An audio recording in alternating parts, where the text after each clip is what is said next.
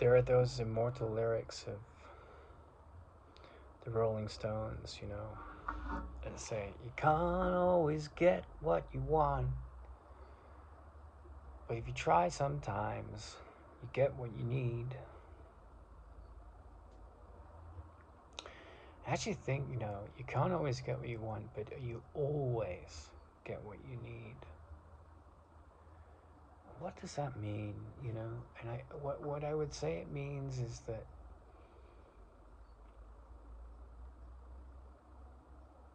there's all these, power of the law of attraction and The Secret and all these teachers, and they're saying, oh no, you're doing something wrong. You're manifesting the wrong thing. And I find a lot of those kind of teachings quite superficial,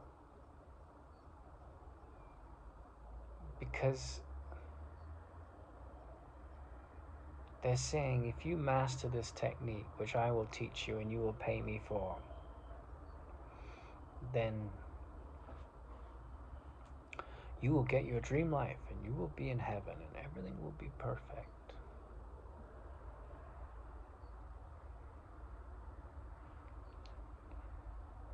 And I really think what's actually going on is that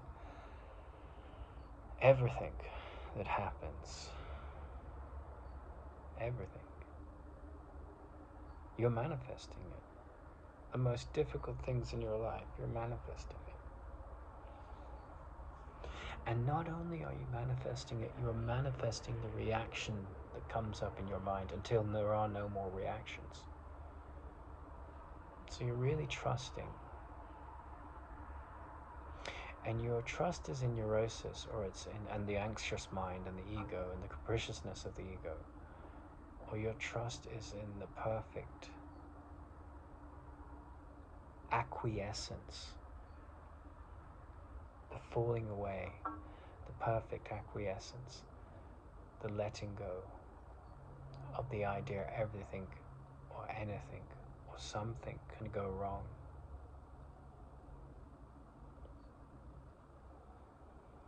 Such a challenging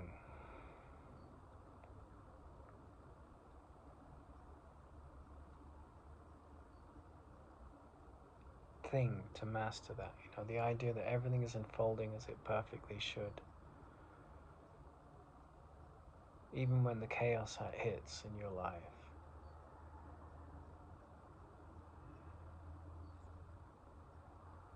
And I remember observing people who were studying, the law of attraction, the law of assumption, these kind of teachings, and how neurotic they could be if they didn't get the results they wanted to in the time frame they were expecting it to come.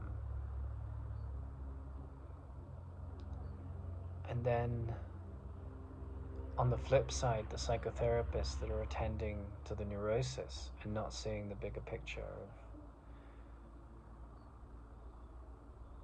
the value and the significance of your desires to your psyche, and just focusing on the neurosis, And then the eyes of wisdom that say, well, how is my situation, my total dissatisfaction with it, my appreciation of it, how is the combination of these things what I need? And I would say that there's a certain sense of maturity that comes with accepting things as they are. You can have a vision, you can be inspired by a great goal. That's a very valuable thing, to work towards things that's inspired for you and do little things each day to move in that direction. That's what I do with my life.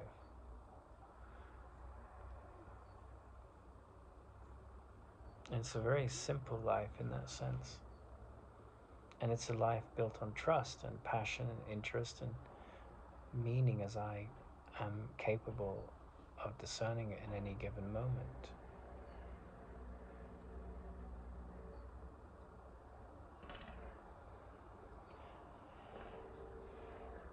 And I would say that where I am now in my life is that when things are difficult, like say I'm in a mood, I'm not in a mood like I don't like you, or that doesn't really happen to me. But it's sort of like a certain energy will come along of certain negativity, some dissatisfaction about my status. And when I use status, I mean it in the broadest sense, not my status in the world, but my status quo in any given moment.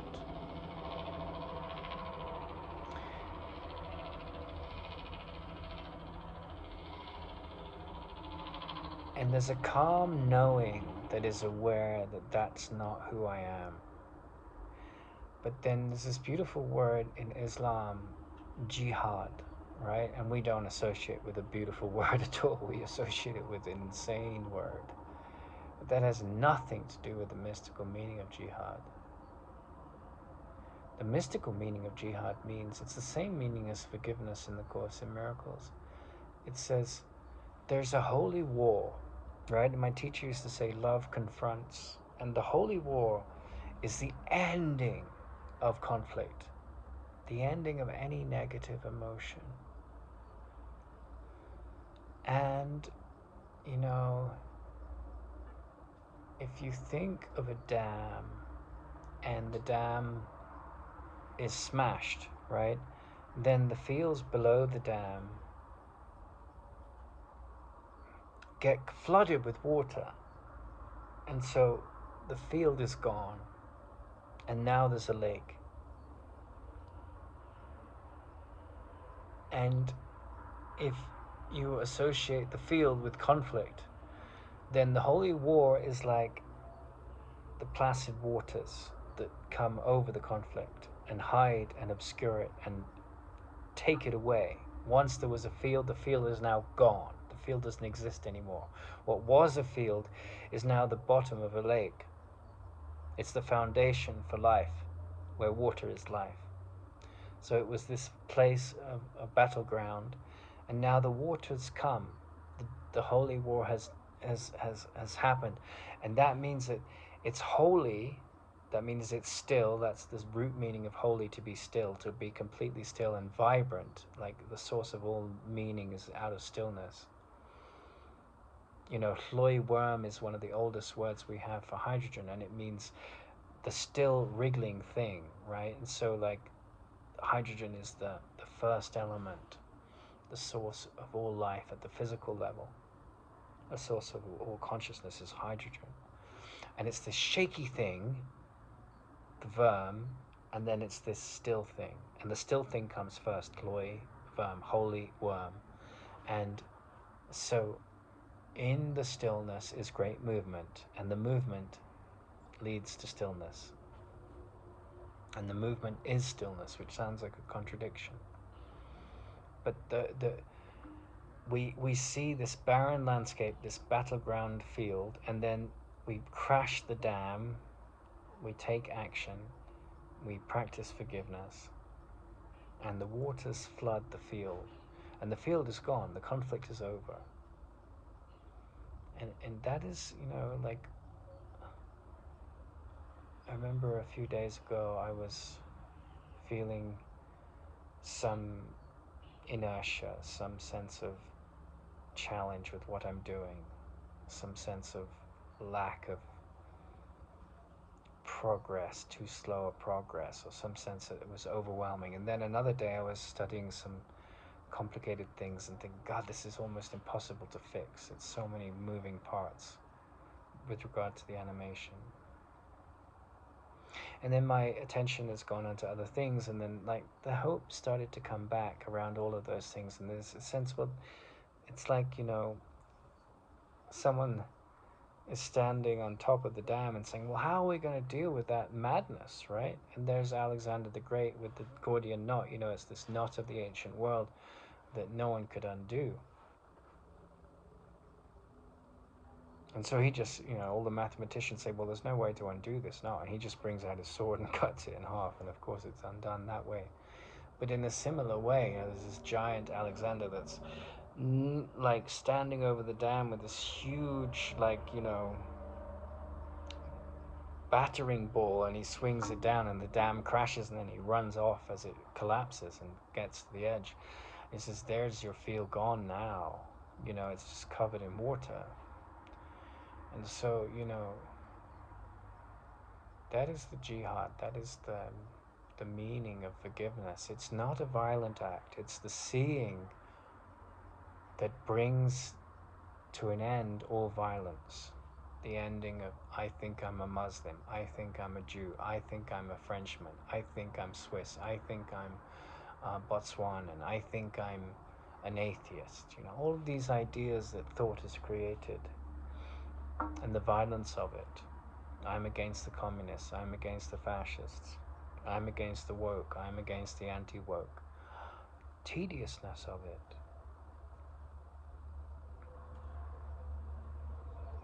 And so that's where this line, you can't always get what you want, but you always get what you need. And I was very reflective about that recently, because the most difficult situations in my life, how could they have been what I need? How could I be grateful for this incredible trauma and challenge? Because they're not what I want. The marriage that I had, it wasn't granting me the mature relationship that I wanted. But it's what I need? Well, it was helping me understand the Dark Mother complex. It was helping me master of forgiveness. It was helping me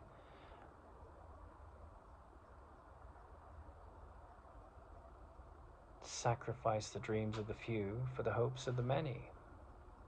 That was a message I got in India, and I'm going to unpack that for a second. What does it mean to sacrifice the dreams of the few for the hopes of the many?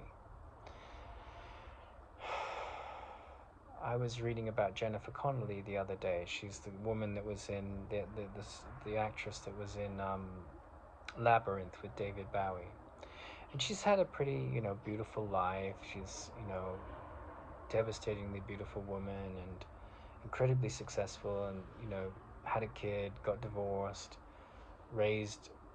got married to a famous British movie star, has a house in New York, has a house in the Hamptons or somewhere in New England. Has it really good, she's just gone from one pretty easy situation to the next. I'm sure she's had a lot of difficulty because she's in a human body. But that's what I would say is somehow the dreams of the few, right? It's like this perfect Hello magazine, nice life. And of course, behind those kind of lives, there's a lot of neurosis. And I think that's the misnomer, that there is a perfect elitist life in the materialistic world. Well, no. Everyone has to deal with pain and suffering. And that came to me when I was trying to become a yoga teacher, and I was getting a lot of rebuttal in India from the yoga teacher himself and his big spiritual ego trip. But I think the dreams of the few versus the hopes of the many is, how are you going to live a life where you actually transcend the ego, not as an idea, but you find a way to do that, not to talk about doing it, but to actually do it.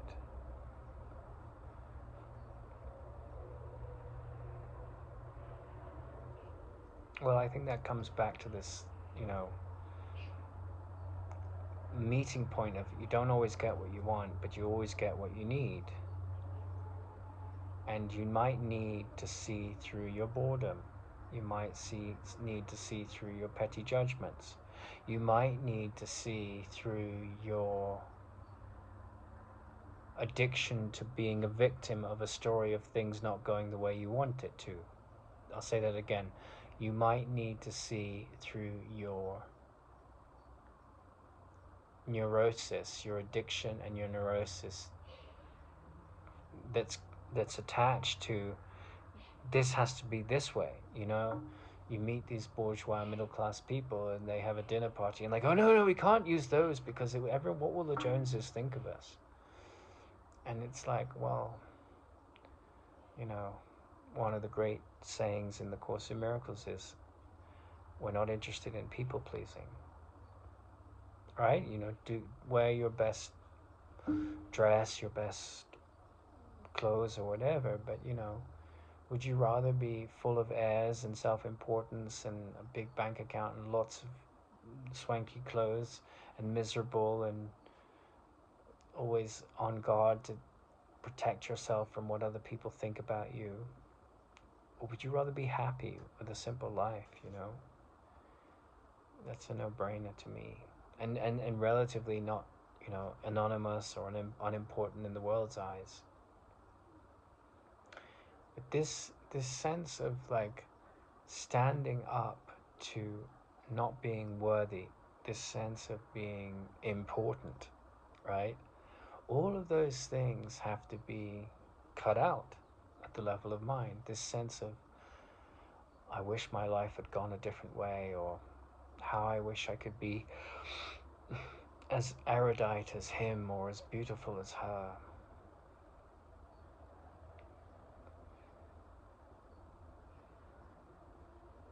You're fundamentally living with such thoughts in a state of lack. So I think the hopes of the many, like all that means, sacrifice the dreams of the few for the hopes of the many, is you're dying to the illusions, to the dreams of the world. You're waking up to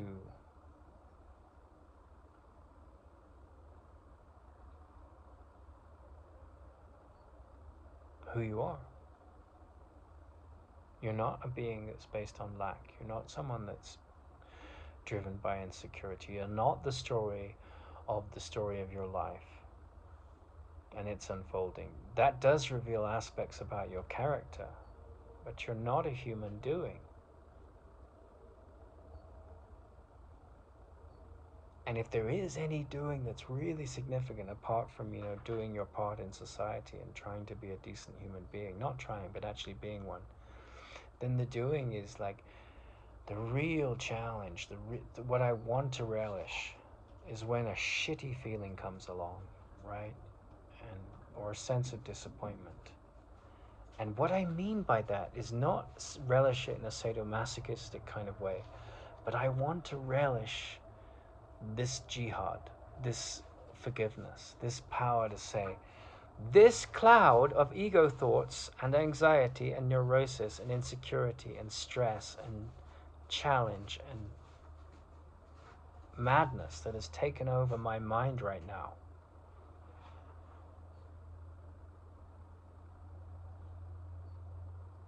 it has no place here. It has no justification, no home here. And the only voice in me that supports the argument that it does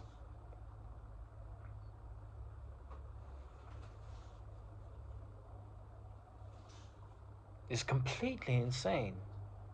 And, just as you relish, scratching an itch that won't go away, you relish attending to that black cloud that comes over you. You relish watching it and saying, okay, I'm ready for you, buddy.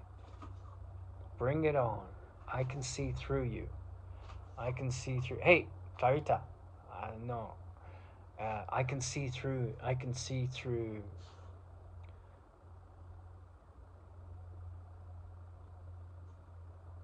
Charita. I can see through this lie. And it may not be, it's not like it's just going to go away because you say it. But this very patient, very loving presence of saying, this shitty feeling that's taken over me,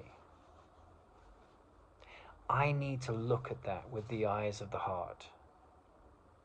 And the eyes of the heart can dissolve it. And I can relish that. And it's not a relishing in the sense of like, yay, pizza, or yay, making love to my wife, or yay, the baddies are getting killed in the movie I don't like,